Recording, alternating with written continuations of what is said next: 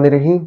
सबसे पहले आपके साथ खबर शेयर करने लगे हैं कि इमरान खान की तरफ से कहा गया है कि वो 19 माह से मुज़ाकरात के लिए कह रहे हैं। अब इस मामले को लेकर बहुत से इमरान खान के नाक़िदीन या मुखालिफ सियासी लोग मजाक उड़ा रहे हैं कि जी वो तो ये कह रहे थे कि हम डील नहीं कर रहे, अब जनाब मुज़ाकरात के लिए कह रहे हैं। तो भाई मैं वाज़ेह करता चलूं कि इससे पहले इमरान खान साहब की तरफ से हर बार मुज़ाकरात की कोशिश की गई, और जहां तक डील की बात है, डील अलहदा चीज़ है, मुज़ाकरात अलहदा चीज़ है।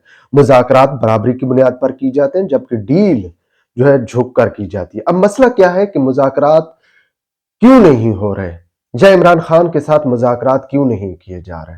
सवाल ये पैदा होता है कि इमरान खान कह रहा है, जबकि दूसरी जानब भी यही कहा जा रहा है। खासकर शहबाज शरीफ के दौरे हुकूमत में जब आल पार्टीज कॉन्फ्रेंस बुलाई गई थी तो इमरान खान की तरफ से इनकार हुआ था, जिसके बाद आल पार्टीज कॉन्फ्रेंस जो है वो मुलतवी कर दी गई थी। तो उस वक्त क्या मामला हुआ था और आज क्या मामला है? मामला यह है कि इमरान खान चाहता है कि जी मुज़ाकरात हो। मुज़ाकरात क्या कि तमाम स्टेक होल्डर एक जगह पर बैठ जाए और मामला तय करें, जबकि दूसरी जानब यही कहा जाता है कि नहीं भाई, ये बारी हमने हर सूरत नवाज शरीफ को देनी है, नवाज शरीफ को वजीर आजम बनाना है, इसलिए जो है आपको साइड पर होना होगा और बाकायदा तौर पर डील करके या तो बैरून मुल्क चला जाना होगा या आपको खामोशी से हमारे साथ बैठ जाना होगा। जबकि इमरान खान ये नहीं मान रहा। इमरान खान कहते हैं कि नहीं, मुज़ाकरात होंगे और मुज़ाकरात भी आइन और कानून की पासदारी के तहत होंगे। ये नहीं होगी कि डील वाली बात, जिसकी वजह से मामलात दोनों तरफ जो है वो मिल नहीं पा रहे, मुज़ाकरात हो नहीं पा रहे, जो असल बात है। अब इसको बहुत से लोग बहुत सी कहानियां डाल रहे हैं और कहानियां डालते रहे।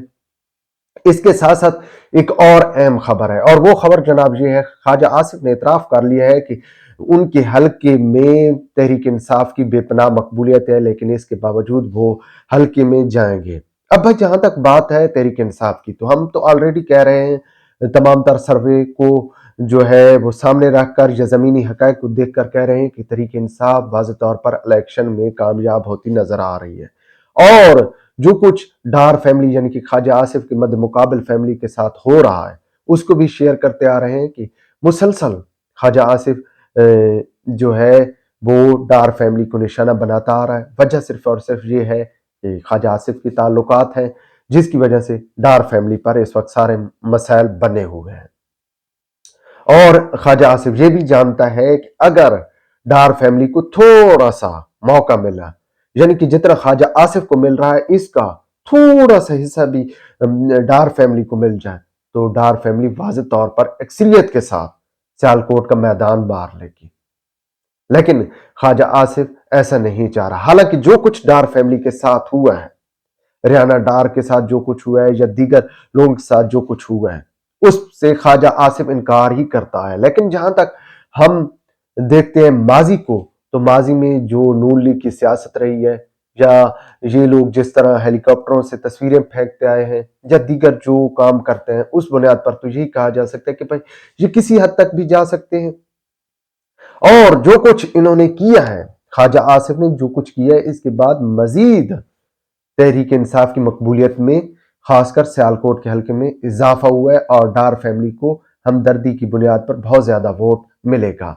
इसके साथ साथ एक और खबर है, और वो खबर जनाब ये है कि हमारे वजीर आजम जनाब अनवारुल हक काकड़ साहब, जो कि अक्सर औकात आइंस्टाइन और एक बहुत बड़े प्रोफेसर के तौर पर सामने आते हैं, लेक्चर देते रहते हैं, तो जनाब उनको उनका लेक्चर देना महंगा पड़ गया है।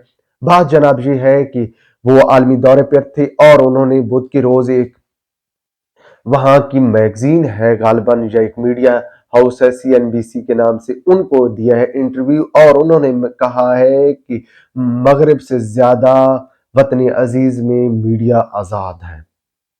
अब भाई ये मामला लेकर क्रिस्टीना बुनियादी तौर पर एक ब्रिटिश शहरी हैं गालिबन, और उनकी वस्त एशिया जनूबी एशिया और खासकर पाकिस्तान के ऊपर गहरी निगाह रहती है। उन्होंने ट्वीट खड़का दिया कि जनाब ये कैसा मीडिया आजाद है कि हमें पाकिस्तान में इलेक्शन कवरेज के लिए इजाजत ही नहीं मिल पा रही है। یعنی کہ جو کاکر صاحب نے کیا ہے اس کو معاملے کو جگ ہنسائی بنا دیا.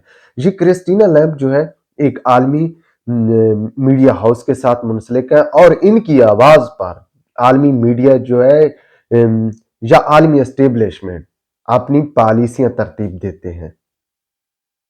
تو جناب یہ ایک پاکستان کے لیے ایک الارمنگ سچویشن ہے کہ ایک جانب باہر کے لوگوں کو یا باہر کے صحافیوں کو ویزے نہیں دیے جا رہے کہ وہ پاکستان میں آ کر میڈیا کوریج کر سکیں.